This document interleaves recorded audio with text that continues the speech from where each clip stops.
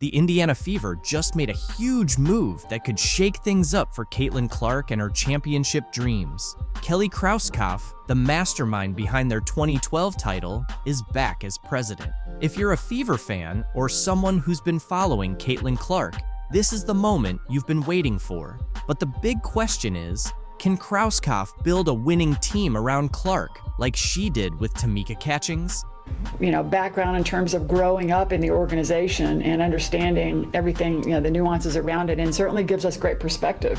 Krauskopf has a reputation for building championship teams, but the pressure's on now. The Fever are leading the league in attendance, with Clark drawing in record-breaking crowds. The big question is, can Krauskopf turn that energy into wins on the court? Will she make bold trades, shake up the coaching staff, or bring in fresh talent to help Clark chase her first championship ring? One thing's for sure, the Fever's future is about to get a lot more interesting, and fans won't want to miss a moment. Since Krauskopf was last in charge, the team's had better days, especially in the seasons leading up to 2024. It's been a bit of a roller coaster, and now the stakes are higher than ever. The challenge? Build a winning squad around the electrifying Caitlin Clark. Clark isn't just another rookie. She's been a sensation, lighting up the court and practically selling out arenas by herself. With an average of over 137,000 fans at home games, the Fever now lead the league in attendance. It's the hottest ticket in town. But now that Krauskopf is stepping back into the spotlight, all eyes are on her to do more than just ride this wave of popularity.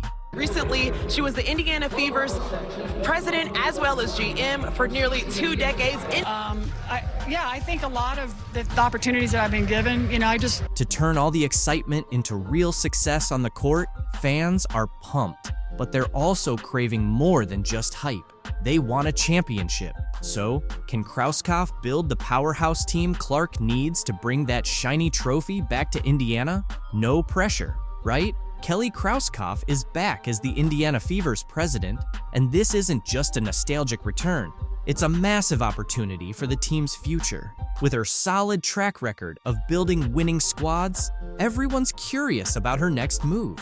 Will she shake things up by changing the coaching staff, revamping the roster, or maybe a bit of both? Whatever she does in the coming weeks could either boost Indiana's championship chances, or, well, let's just say it might not be as exciting. Her first big challenge? Figuring out what to do about head coach Christy Sides. Sure, Sides got the team back to the playoffs, which is a win, but let's be real, the defense struggled, ranking near the bottom of the league. That's not exactly championship material. Plus, Sides has been leaning hard on her star players, keeping them on the court for long stretches. And some of her in-game decisions, whether it's arguing with refs, protecting players, or calling critical timeouts, have raised eyebrows. There's definitely room for improvement. Krauskopf's got a big decision to make. Stick with Sides and hope things improve, or bring in fresh blood to tighten things up. Either way, it's going to be interesting to see what happens. With Krauskopf's experience, she was the WNBA's first ever director of basketball operations. She's got a serious edge when it comes to team building. She's like the Sherlock Holmes of talent scouting, always finding the right pieces to complete the puzzle. The Fever's roster is already looking bright, with stars like Caitlin Clark, Aaliyah Boston, and Kelsey Mitchell. But even a strong lineup needs a bit more firepower. The team could use a tough, gritty player who isn't afraid to bring some physical defense when things get tough. Krauskopf might have to dig into the free agent market or work some trade magic to find that missing piece. Someone who can bring a little edge and keep the competition in check. And let's be honest, Clark, as amazing as she is, needs a breather sometimes. Finding a solid backup for her is key to keeping the offense running smoothly. Without one, it's like driving a race car without a pit crew. Things could unravel fast. Well, thanks, Gary. And after building the Indiana Fever into one of the WNBA's best franchises, Kelly Krauskopf last December made history by joining the Indiana Pacers as the NBA's first assistant female general manager. Fortunately, Krauskopf's experience with the Indiana Pacers, where she helped build a playoff team, shows she knows how to make smart decisions. She's great at finding players who not only fill in gaps, but also fit seamlessly into the team's culture, like puzzle pieces falling perfectly into place. Now, with Clark's electrifying performance at the center of it all, it's up to Krauskopf to bring in the right supporting players. Everyone's watching to see if she'll pull off some big moves and add a few surprises to the roster. Caitlin Clark, remember that girl, that superstar playing for Iowa that ended up going to the Final Four? She's got one of the hottest selling jerseys in sports, y'all, according to Fanatics, led by the one and only Michael Rubin. The deal is the richest sponsorship contract for a women's basketball player. She deserves it! Caitlin Clark is making waves in women's basketball, breaking NCAA scoring records left and right, and she's become the talk of the town. It feels like she burst onto the scene and instantly became the most exciting name in the sport. And get this, Nike just signed her for a whopping $28 million deal. That's right, $28 million. But here's the strange part. Where's her signature shoe? With all that cash and buzz, you'd expect to see Caitlin Clark sneakers everywhere, but there's nothing yet. And believe me, there's much more to this situation than just a delay in footwear. Behind the scenes, there's a major showdown happening among top players in sports marketing, all trying to figure out how to best handle Clark's rise. It's like a strategic game of chess, but instead of pieces like pawns and knights, we've got shoes and contracts, with the future of women's sports marketing hanging in the balance. Now, picture yourself at Nike. You've got the most promising rookie in years, yet you're hesitating to fully support her. Why? Because there's an MVP in the league who still hasn't received her own signature shoe. How do you navigate this without stepping on anyone's toes? It's like Nike is caught in a high-stakes basketball chess match. Clark now has an 8-year, $28 million deal with Nike that will include her own signature shoe. Caitlin Clark continues to set the bar when it comes to her impact on female athletics. Go out there, compete with her, try to bust her up if you want to, and all of that stuff. Just don't hate on the acclaim that she's getting. On one hand, you have Caitlin Clark, the rookie sensation who's setting the court on fire. On the other hand, there's A'ja Wilson, the WNBA MVP who has been dominating the league. Both are phenomenal athletes, but only one can get their signature shoe first. It's a tough call. You'd expect Nike to rush out Clark's shoe, especially after signing her to a $28 million deal. But here's the twist. They're holding back. Why? It all comes down to balance. Launching Clark's shoe before Wilson's could stir up some serious drama within the Nike family. They find themselves stuck between a rock and a hard place. They want to take advantage of Clark's immense popularity, but they can't overlook Wilson's status as the reigning MVP. It's a tricky situation, and Nike is doing its best to avoid any missteps. Now, here's where it gets intriguing. An insider revealed that Nike's strategy has shifted. They used to make bold, decisive moves. Remember the just do it days? Now, it feels more like just think about it. They're so focused on managing public perception that they're playing it incredibly safe. This cautious approach isn't just about Clark and Wilson. It's reshaping how brands engage with rising stars in women's sports. Everyone's watching to see how Nike navigates this, and you can bet other companies are taking notes. If Nike gets this right, they could establish a new standard for marketing female athletes. But if they mess it up, it could lead to a major PR disaster. That's why they're treading carefully. However, this cautiousness might be hindering women's sports. Imagine if Nike just went for it and released Clark's shoe, only to have it sell out instantly. That could open the doors for more signature shoes, more endorsements, and increased visibility for the WNBA as a whole. This isn't just about shoes anymore. It's about the future of women's sports marketing. Nike's decision could have a monumental impact on every female athlete out there. Will they play it safe or take a risk? Either way, the outcome will be significant. Now, consider why only 5 WNBA players have signature shoes. 5 in the entire league. That's fewer than the starting lineup of a single team. How is this possible in 2024? It's like women's basketball is stuck in the Stone Age when it comes to footwear. But here's where it gets exciting. Caitlin Clark's shoe could change everything. We're not just talking about another unisex model with a woman's name on it. This could be a game changer. Imagine a basketball shoe designed specifically for a woman's foot. It's not just about aesthetics. It's about enhancing performance. It's surprising to realize that most women's basketball shoes are essentially just smaller versions of men's shoes. However, women's feet aren't merely smaller versions of men's feet. They have a different shape. So why do we expect women to perform at their best in shoes that weren't designed for them? That's where Clark's shoe could make a significant difference. If Nike gets this right, they could establish a brand new standard for women's basketball footwear. We're talking about shoes that fit better, feel better, and might even help reduce the risk of injuries. This isn't just about Caitlin Clark anymore. This could have positive implications for every woman on the court. Plus, the demand is certainly there.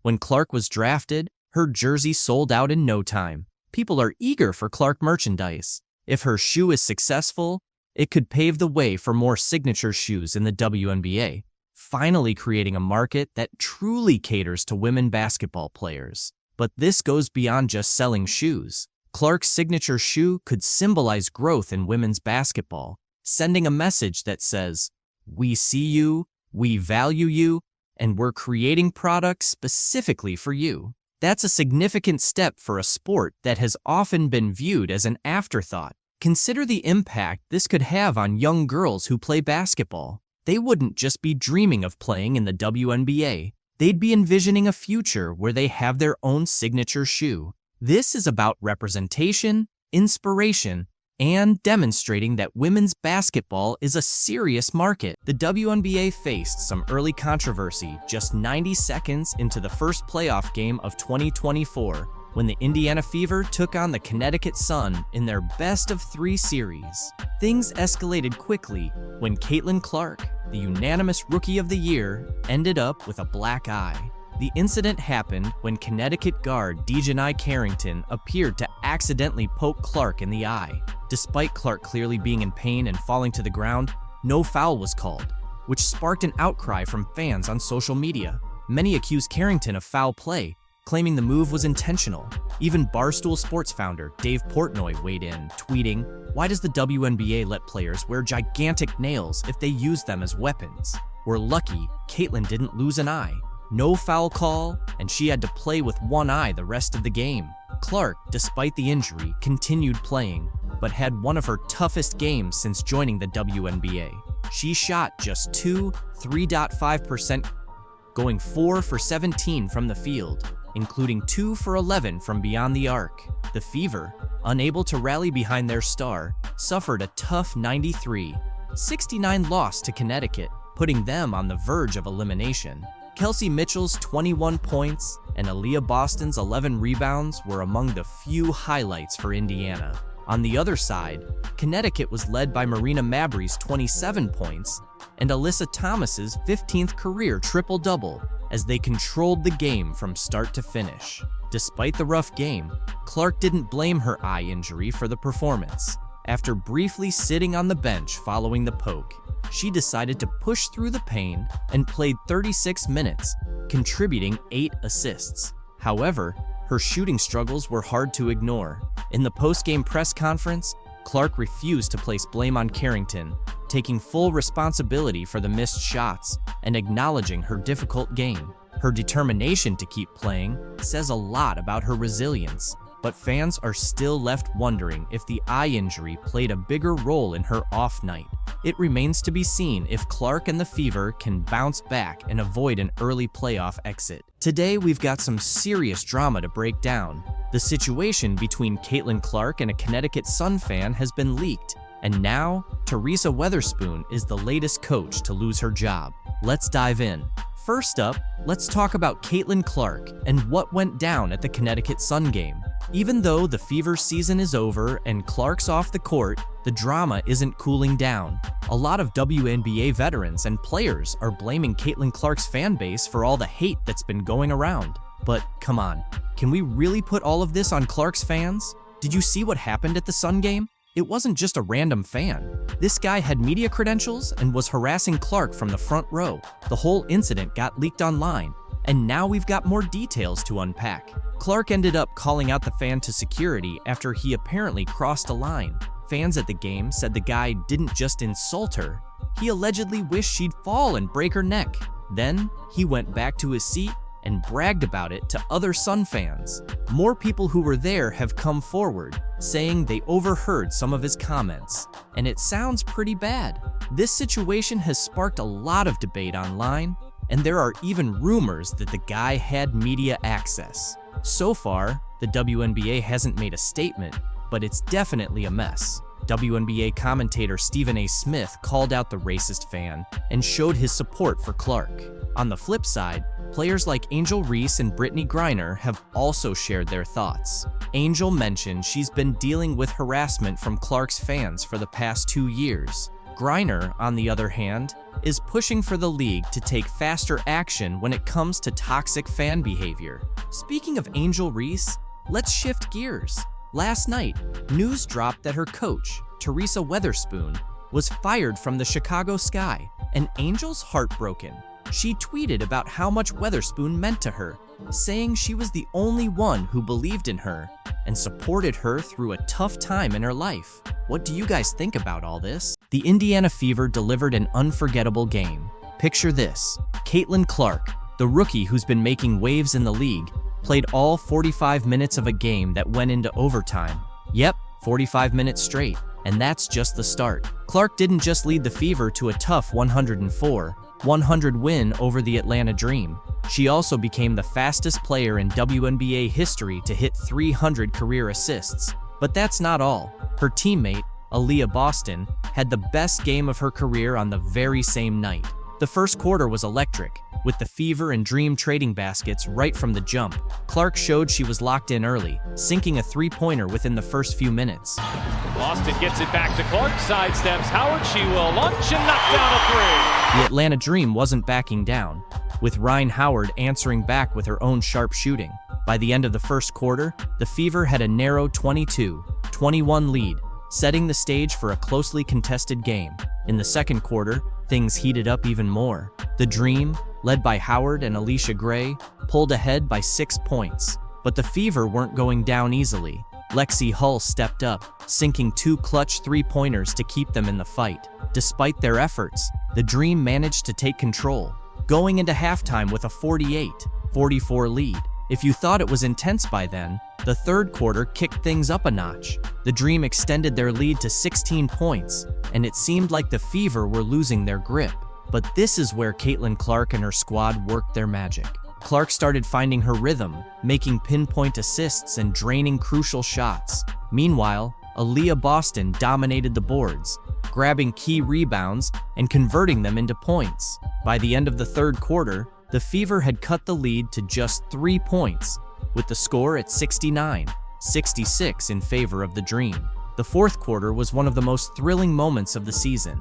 It was a battle between two determined teams. Clark continued to lead the Fever's offense with precision, while Boston was unstoppable around the basket. The game was tied multiple times in the closing minutes. With 18 seconds left, Boston hit a huge shot to tie the game at 90, sending it into overtime. Overtime was pure intensity.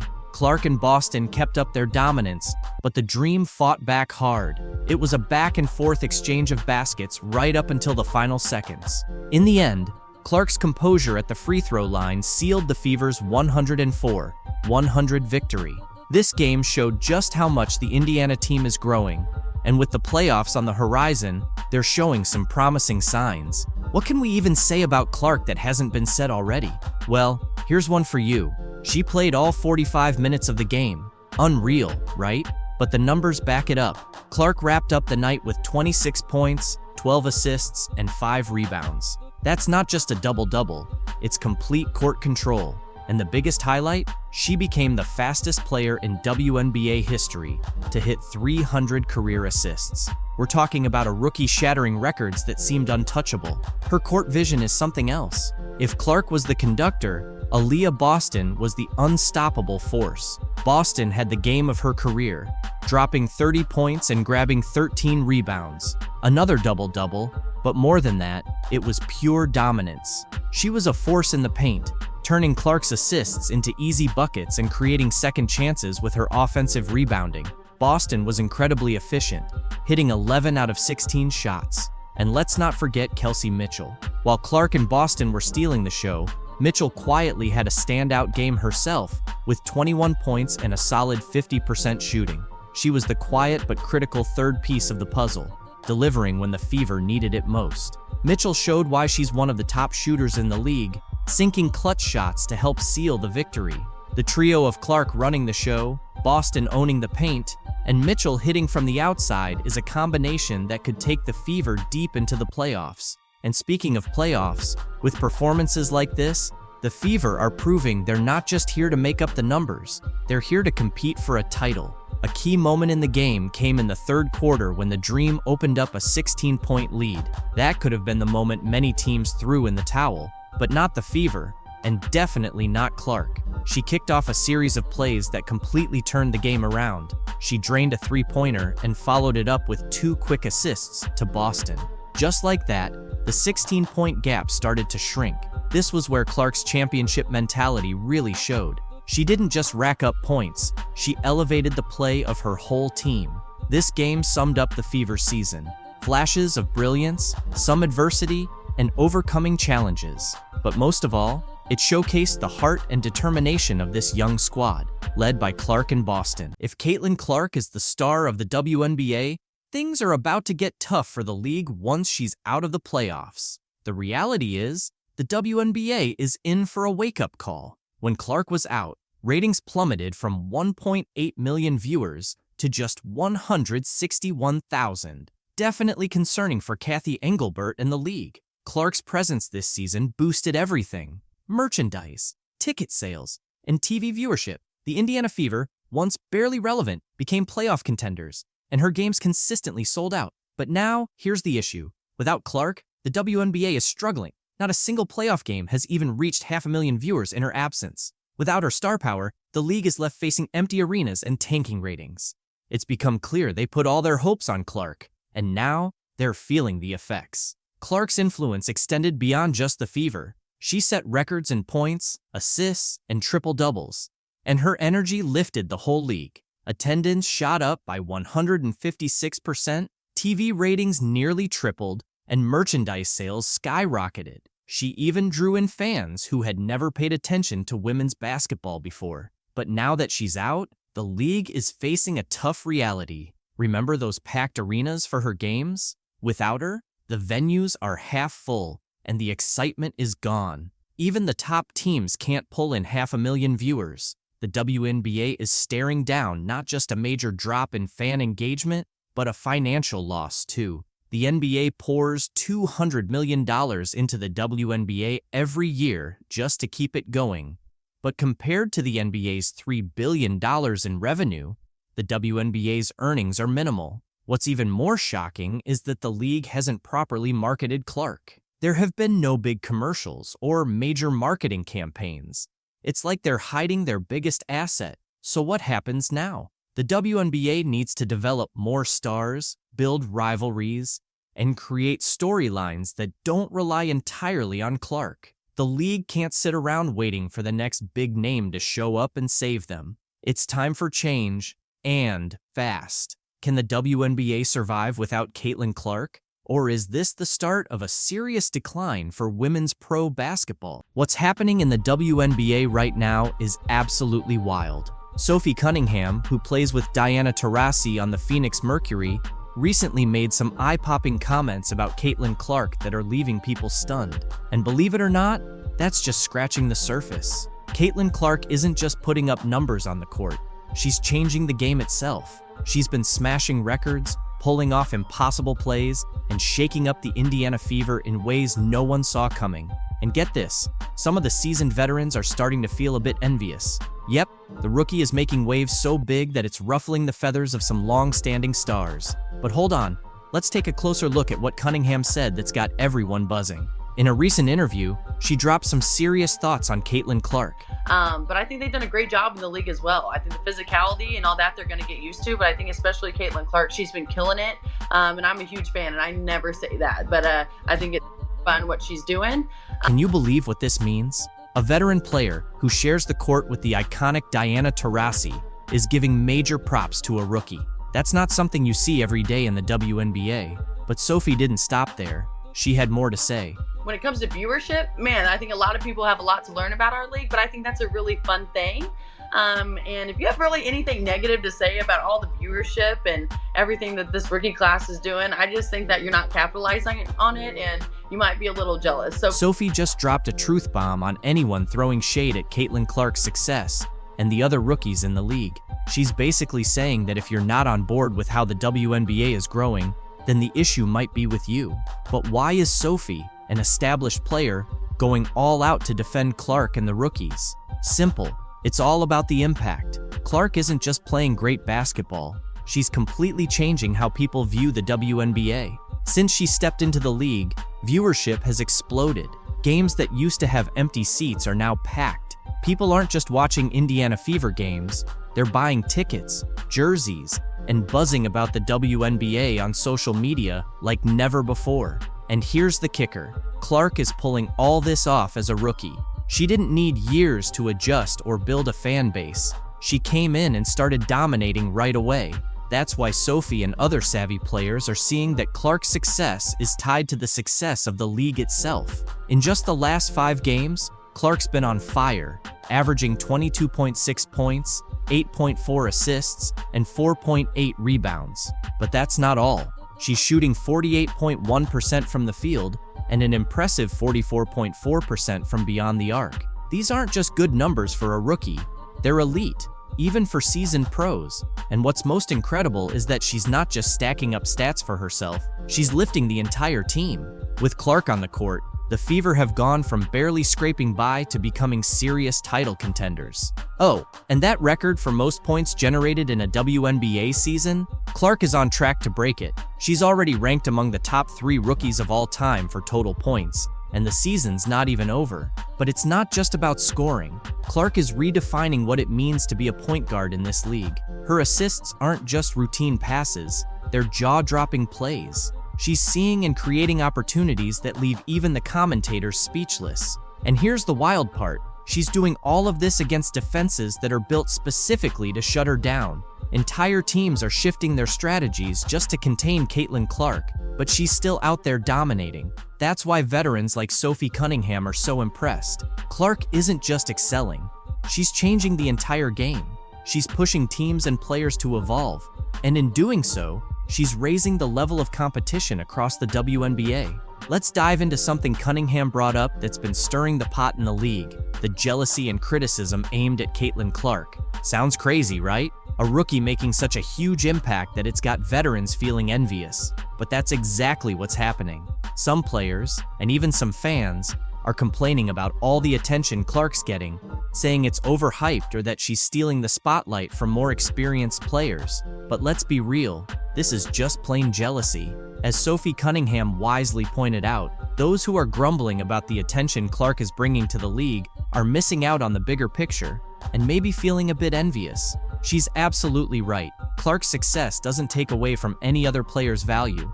In fact, the more attention the WNBA gets, the better it is for everyone. More fans mean more revenue, which can lead to higher salaries, better conditions, and more opportunities for all players. Clark is literally expanding the league's market. She's attracting new fans, people who might never have watched a WNBA game before. And once they're hooked, they're not just watching Clark, they're getting introduced to all the incredible talent the league has to offer. That's why smart players like Cunningham are embracing the Caitlin Clark phenomenon. They understand that when one player shines, it benefits the whole league. Clark's success is lifting the WNBA to new heights, and that's good for everyone. Will Caitlin Clark come into the WNBA and do what she's doing right now immediately? Absolutely not. Wheels around, evades Van Lith, and drains it. My goodness. Iowa, she did everything. You know, however many shots you want to take, whatever you want to do with the ball, you can do. It's just a different ball game. If you've been watching Caitlin Clark in the WNBA, you'll notice she's still hitting all those incredible shots she made back at Iowa, wowing fans and packing arenas like never before. It's almost like Cheryl Swoops never saw her play, because as great as Clark is at shooting, the real magic happens when she passes the ball. You have some players like an Aaliyah Boston, an Alyssa Smith, a Kelsey Mitchell, like they gotta have a rock. Take a look at the list of players she just mentioned, then check out Caitlin Clark's assist numbers and tell me those players aren't getting the ball. Oh, and by the way, Clark just broke the record for most assists in a season. Not just a rookie record, but the overall WNBA record. On top of that, Kelsey Mitchell is hitting career highs across the board. It wasn't just swoops. Other WNBA vets also thought Clark was in for a tough reality check. Reality is coming. You look superhuman playing against 18-year-olds, but you're going to come with some grown women that have been playing professional basketball for a long time. The only real issue earlier this season was the cheap shots other players were taking at Caitlin Clark. Sure, some rookie welcome to the league moments are expected, but things like Carter's hip check could have seriously injured her. Neck, back, twisted ankle, you name it. Plays like that need to stop for the good of the game and the league's future. Since the players came back from the Olympic break, Clark has led the Fever to their first postseason, ending the longest playoff drought in WNBA history. If we look at the last 12 games, Clark and her talented teammates have gone 8-4, securing the 6th seed. One thing that stands out is how much better she shoots from the left wing, especially off the catch. It's her highest percentage shot, which makes sense since her arm motion aligns better on that side. And the crazy part is, most of these shots are on the move. She rarely has time to just stand still, receive a pass, and shoot. Clark is tough to guard because of her constant motion. She runs off double Ivan screens, snaps back to the ball off a pin down, and the defender makes the bold choice to go under the screen, which triggers a flare cut to the deep left wing. She barely has any space, but still drains the shot. You could see WNBA players wondering why her NCAA opponents weren't guarding her properly. It was like Clark was showing off when she hit her personal best of 7 threes against Brittany Sykes' Mystics. It turns out, stopping Clark from getting her shots off to the left is harder than people think, even for seasoned WNBA vets. And against Diamond D Shields and the Chicago Sky, she hit 2 threes going left, with defenders right in her face. The Fever run some great plays to capitalize on her left side. For example, the cross screen leaves her defender under the screen, first mistake. Then, the handoff causes 2 defenders to get tangled up, and the final screen by Boston leaves Clark wide open to knock down a beautiful shot. When it comes to her passing, Clark is creating over 5 layups per game for her teammates, which is just wild. The biggest beneficiary is Aaliyah Boston. They've got a nice play where Boston slips the ball screen on the left side, then gets a double staggered screen across the lane, allowing Clark to deliver a perfect pass for an easy bucket.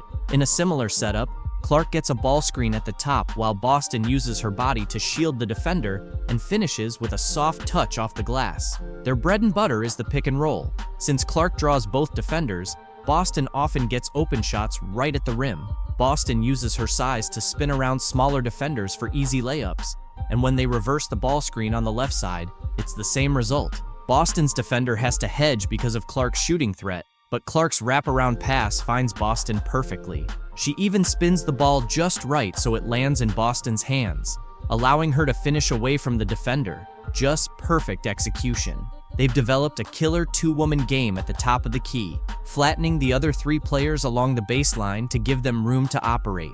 When the pick and roll is covered well, they transition smoothly into a get action, and Boston pulls off one of my favorite moves, the fake handoff. This sets up Clark for an assist and gave the Fever a crucial basket that helped them win in overtime. The chemistry between Clark and Mitchell has been fantastic. They connect so often on that classic dribble towards the corner backdoor cut play. Clark draws so much attention that Mitchell's defender tends to freeze, and with her speed and explosiveness, Mitchell easily beats her defender. Add Clark's vision and pinpoint passing to the mix, and you get a lot of frustrated coaches on the other side who, despite preparing for this, still get burned. Where they're especially dangerous is in transition. Mitchell is one of the fastest players in the league, and if the defense doesn't hustle back early, Clark is going to find her with one of those signature 50-foot passes for easy layups. Putting pressure on the defense early like that also softens it up, making it easier for Clark to get into her deep shooting game with less resistance.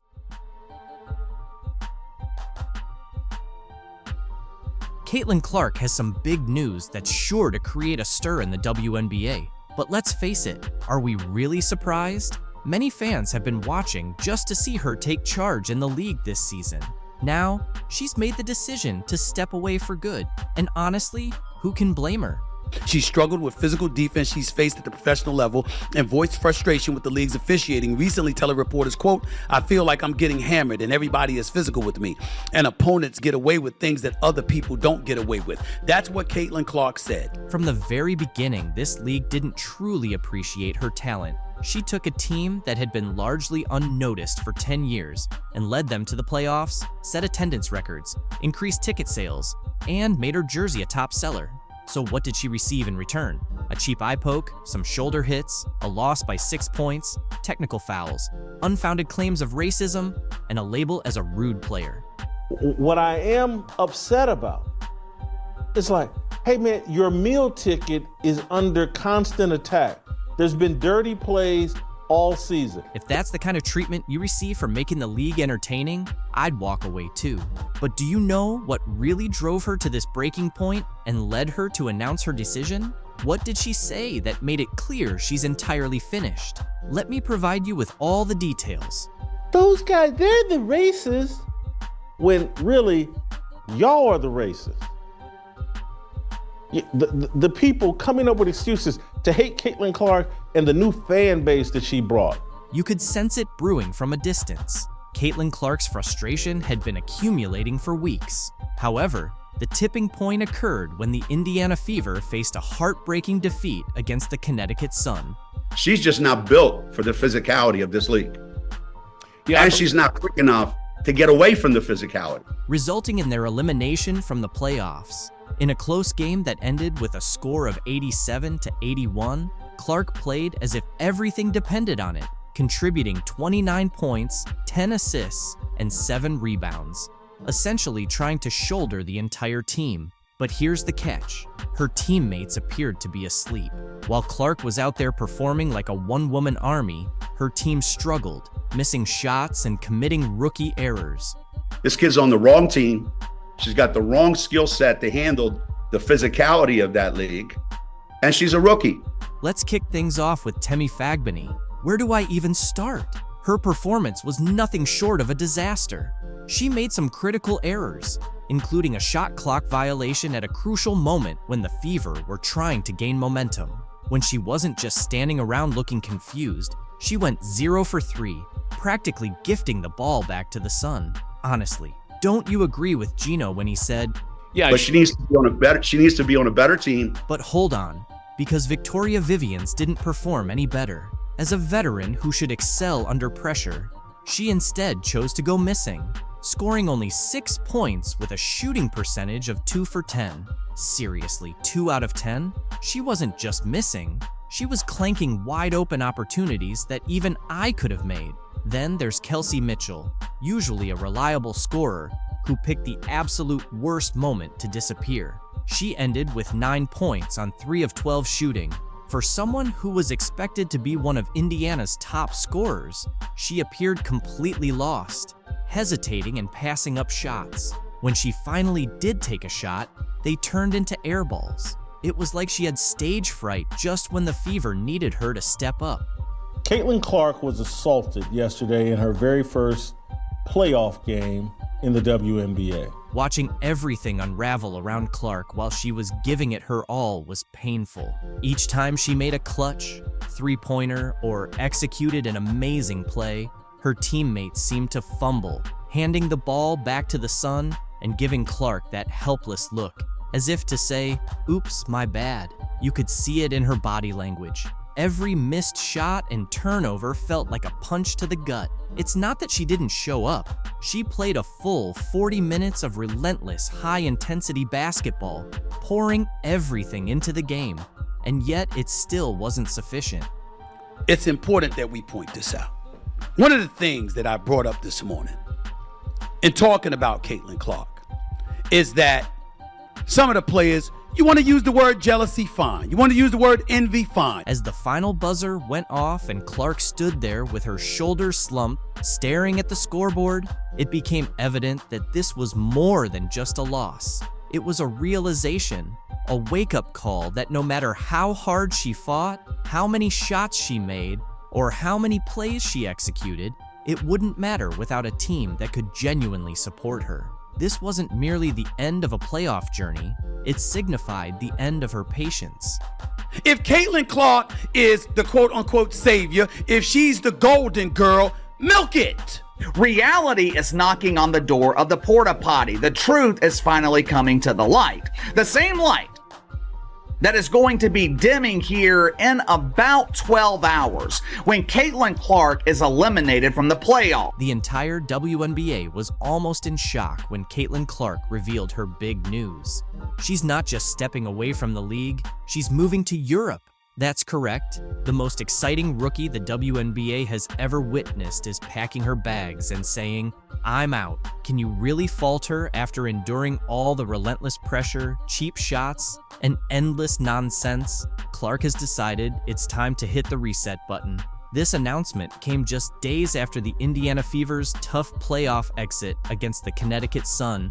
And honestly, it's not unexpected. After elevating her team to relevance without any support, this was bound to happen. There were regular season games this season where Caitlin Clark drew more than 1.8 million viewers. However, I hope Kat Engelbert is ready for disappointment because there's a hell of a lot more of it on the today. Anytime the head is hit, they usually call it. And, she gets her really hard there.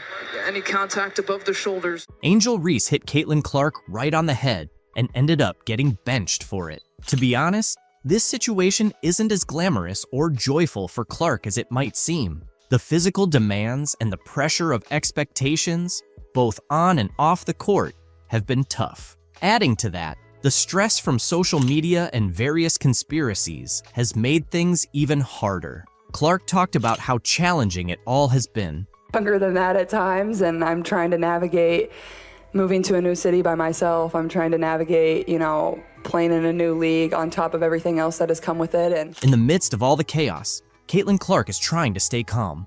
It's definitely not easy or delightful. The world keeps pulling her into the whirlwind. Over just a few years in the spotlight, Clark's story has evolved from a fun narrative about a record-breaking college basketball scorer who brought new attention to women's basketball, to discussions about race, sexuality, fame, money, and opportunity.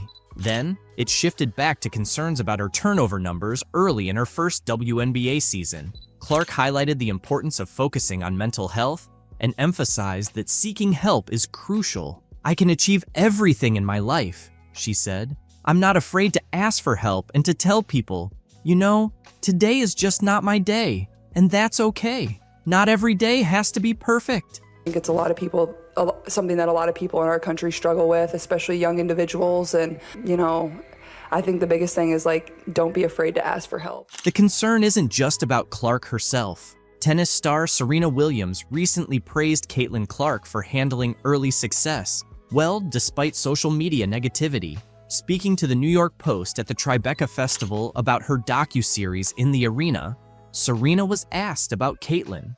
Serena responded, "I just love that she tries to stay grounded." She mentioned that Caitlin avoids looking at her social media. Sharing some advice with Caitlin, Serena said, "If people are negative, it's because they can't do what you do, basically, and hopefully she'll continue to do what she's doing." Relating to Clark's tough early career days, Serena Williams shared her own experiences with similar negativity as a young tennis star. "I was bullied," Serena said. "Things I went through would get people canceled now." Earlier this year, Serena expressed interest in owning a WNBA team while talking to CNN. "I would definitely be super interested with the right market," she reiterated. "We just need the right catalyst and people.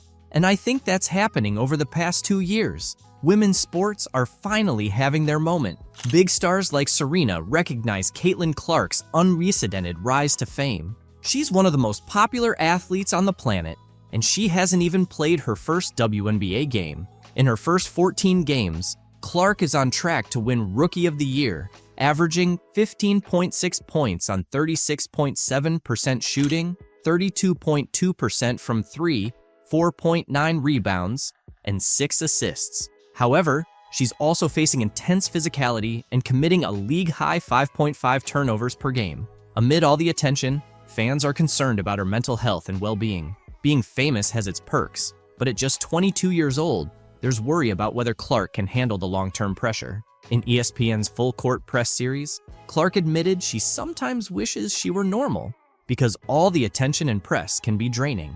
There are days when you don't want to talk to everyone, Clark said, but someone comes up to you, and this is their 10-second interaction with you, so you better smile and be kind. But sometimes, you just want to be normal. Despite the pressure, Caitlin Clark seems to be handling it well so far. But with her fame expected to rise, fans are concerned about her mental health. Life as a celebrity has its downsides, but the pros often make it worth it. At 22, Clark's exciting journey in the world of basketball and celebrity continues. The latest chapter took place on Sunday in front of a sold-out crowd at Gainbridge Fieldhouse in Indianapolis. There, she faced Angel Reese, a Chicago Sky rookie familiar with high-profile showdowns against Clark. They had a heated battle in the 2023 NCAA National Championship game, where Reese's LSU Tigers defeated Clark's Iowa Hawkeyes, famously mocking Clark's "you can't see me" hand motion.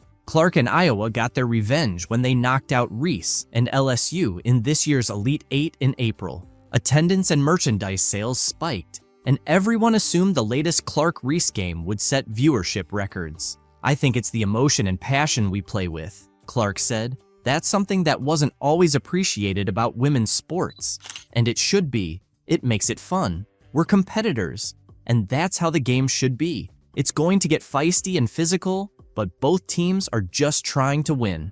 In their second professional meeting, the Fever earned a 91-83 win, with Clark delivering her best all-around performance of her 15-game career. She scored 23 points on 11 shots, adding 9 rebounds, 8 assists, and 2 blocked shots. In a dramatic turn, Reese hit Clark across the head, sending her to the floor as she attempted to block Clark's layup in the third quarter, earning Reese a flagrant foul. Clark's reaction was unexpectedly composed. "What's going through my mind is, I need to make these 2 free throws," she said. "That's all I'm thinking about. It's just part of basketball.